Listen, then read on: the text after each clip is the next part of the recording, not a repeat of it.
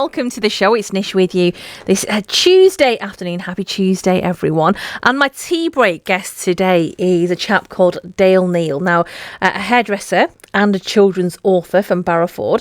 Dale has just published a new book. It's called My Grandad is an Alien. Do you know, I love children's books because they have really quirky names, and the quirkier, the better. He does poems as well called Disco Bumblebee. That's quite good, isn't it? Coming out later this month. Let's say hello to Dale. How are you doing? Hello, Nish. Hi. Yeah, very well, thank you. How are you? I'm good, thank you very much. Good. Thank you so much for coming in. Oh, thank Let's start from the beginning then. Hairdresser. Yes. Children's author. Yes. Dabble in a bit of poetry. Yes. Let's start with your hairdressing then. How did that all come about? Well, I've basically from school. I was attracted to the the world of hairdressing, the glamour, if you will. Yeah. And where I grew up in Barnoldswick, most people went to work in a place called Rolls-Royce. I kind of wish I'd have gone there myself now. It's a great place to work. But at the time, back in the 80s, it was just something I really wanted to do. Right. And, been doing it ever since. Really. Any famous cuts that you've done? Not massive. I did used to work. I've done some work for Hello Magazine and MTV Really? and and things like that. I don't know if you've ever heard of a singer called Richard Hawley. He's got a slot on Radio 2, I think. And I used cut to do his some hair? work. Yeah, I used to style for his videos and things like that. But nothing. Nothing too famous. You're very humble. You're very humble, Dale. So from hairdressing, are you still within that profession, or are you Yes. now just a children's author? Well, I kind of split it 50-50 now. I still do hairdressing. Not in a big way. I just have some clients that Come to you, still yeah. come to me after all these years, and the rest of the time I try to when I'm not thinking of new ideas, visiting schools, talking to the children about the various stories that I've written and things like Fantastic. that. Yeah. So this book, obviously, it's not your first book. How No. did writing come about then? Have you always been a writer? Well, Interested in books? Yeah, I always used to really enjoy writing at school, and it was one of the few areas I seemed to, to do naturally okay without too much effort. Yeah, without trying. Yeah. And then my wife and I were trying for a family, and that took a long time. Yeah. I had 10 years. So in all that time, I suppose like many parents, I started to create characters and stories and things with the hope of reading them to our child. And after a while, a friend of mine, Carol Midgley at the Times, suggested I should send them away to a publisher, and I did. And then, it just kind of seemed to... I think it's made it easier because it's so easy to submit work now online. It's much easier than it was, say, 10 years ago, wasn't it? Absolutely, yeah. It's just a case of sending the work away and seeing what comes back, Yeah. And amongst the rejections, I got a few saying, yeah, we'd like to publish this. So Fantastic. the Grandad is an Alien that was out yesterday. That was actually the first thing that got accepted as part of an anthology all those years Really? ago, and that's been picked up from that since. Can I ask you then, when it comes to your ideas, are your characters based on the people that you know? Yes, they are. I love that. My granddad is an alien. Well, actually, I wouldn't say no. There was a gentleman that we met on holiday one year. A very strange gentleman, and I don't know. It just reminded me of some kind of alien. And Really? yeah, I don't know why. He was just a strange guy. You just noted it down? Yeah, and it originally start as Alan. My uncle Alan's an alien, but that Right. didn't work. So.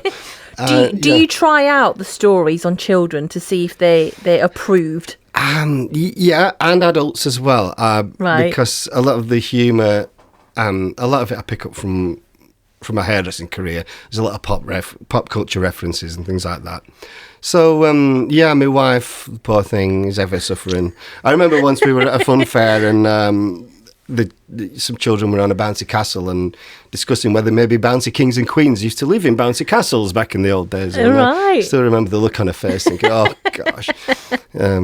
So you tend to do your research anywhere and everywhere you go? Absolutely, yeah. Why not? Yeah, It's a bit yeah. like our job It's as one well. of the reasons why I keep on hairdressing, because I get a lot of my ideas from the interactions with clients. I bet the gossip you hear. Yeah. It's proper juicy gossip, isn't it? It can be. It can be, yeah. I've got a lot of secrets. Yeah. Incorporated in your book. Absolutely, yeah. So what, in your opinion then, as a writer, what makes a good book? I might not be the best person to ask. It depends if you've ever read any of my books. For me personally, all I know is because my background isn't that extensive ironically, in the field of literature, you know. But I know when I'm writing something, if it amuses me, if it's making me, dare I say, laugh, you just know, don't you, when you're onto something creative, and I'm thinking, I'm enjoying this, and sometimes I'm kind of reluctant to finish writing it because I'm really enjoying that. So it's kind of an intuitive thing for me personally. You do a fair few school visits as well, don't you? I have done. Yeah, I'm hoping to do some more of those. What have they been like? Really good, really good. It's a bit like I'm nervous now talking with yourself, and it's just the same, you know, when you're faced with a classroom full of children all staring at you. They've not filtered, it's pretty terrifying. No, that's it. But once you get going, it's fine. And the schools I've gone into have been really friendly, really welcoming, and it always puts you at ease. Do you do your own illustrations as well? No, thank you. I'm glad you brought that up. My friend Mark, I should have mentioned this, I suppose. He's an illustrator for Marvel Studios in Walt Disney in Hollywood. Oh, so he does your books? Yes. He's a friend of mine. We go way back. He is from the UK originally, and he moved to Hollywood. And now he works, like I say, he's done Sesame Street, The Walking Dead, The Hulk, the Avengers movies, I think. And he does your books? Yes, he does. He illustrates the Incredible. books. Incredible. He's so good. It's good that he fits you in with, with how busy he is. Yes, it is. Alongside the books that you've written, you're doing a bit of poetry as well. The one that you're going to be releasing, which is out later this month, is called Disco Bumblebee. Tell me about that. Go on. Disco Bumblebee was, just a bumblebee. You mean the idea behind it? Or as usual, it was just a really everyday thing, which kind of, once it's been through my filter in my mind, it becomes something strange. I just saw a bumblebee with enormous hair, the really bushy bumblebee. The big ones. The queen bees. I think so, and I just had this image of a kind of a 70s bumblebee with I think it goes something like busy in the summer breeze, bags of pollen in his knees, gets through gallons of frizzies, because he's got this great big hairstyle, and that just in my mind, I just had this image of a little disco dancing bumblebee, and been fortunate to get that published. So is this the first poem that you've done, or have you done any others? I've done You've done loads. There's more to come, actually. A lot of these poems sometimes end up becoming almost like a story in themselves. I mean, really, the Grandad is an Alien started out as just a poem, really. Yeah. But when you break it down, it's kind of got a narrative to it. It's a list of observations that an alien Grandad might do in an average day. And I've got some more coming out. Polar bear, her fur is fair, but she's not a polar bear. It's just Ballerina Slug and her amazing dancing bug troupe. We'll talk more about your books, because you've got so many that I'm interested in. So we'll talk some more, but we'll have some music first. Everybody's talking on BBC Radio Lancashire. We're talking to Dale Neal, a hairdresser and a children's author from Barrowford. He's got a new book coming out called My Grandad Is an Alien, and a poem called Disco Bumblebee, which is coming out later this month. You've done many books, haven't you? Just tell me about your other ones that you've released. Well, a lot of them are just anthologies that have been featured in. Best Ever Book of Funny Poems, Watcher of the Skies from the Emma Press. My Socks Have Gone Bonkers. That was mine. I like the name. How do you think of the titles of your book names? The next time I think of... the next time I get an idea or a title, I'm going to actually write it down, because the amount of times I've thought, how did I get that idea? Do you know, I'm like that. Do you know when you get an idea and you randomly at the middle of the night when you're sleeping and you dream of it and you wake up and you're thinking, if you don't write it down, absolutely, it's going to be gone. And the worst thing is, you remember you had the idea, but you can't remember what it is. And it was such a good one. Yeah, I'm so with you on that, Dale. When it comes to anyone listening to this who wants to try out maybe writing children's book, is it easy? Is it not? How would you go about it? What kind of advice have you got? I would say my advice is, don't try and be anything other than yourself. I know when I first started, I only did it literally just for fun.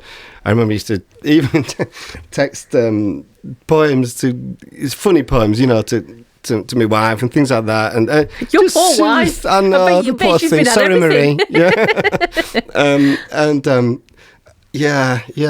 But I can't believe I'm saying these things. But yeah, I just something I've personally enjoyed, and I would say pick a subject that you're something that's going to entertain you. Yeah, is all I can personally think. Yeah. I find it really easy.